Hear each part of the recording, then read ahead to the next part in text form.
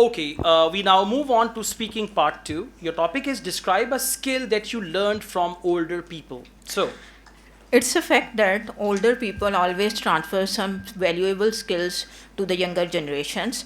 One skill I learned from older people is reuse and recycling different household items. In fact, I learned it from my grandmother.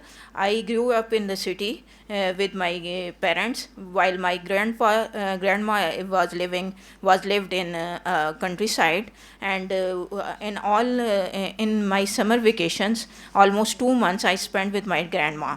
She would never dispose of any items, household items, stuffs like old clothes and different boxes and different materials, and they they had different ideas to use in creative ideas and make different toys and different useful pots and colorful pots for different plants.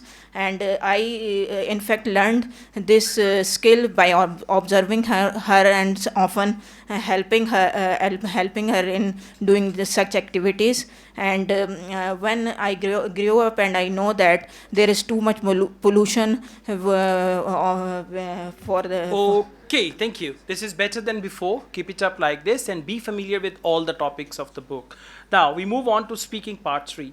What can children learn from their parents?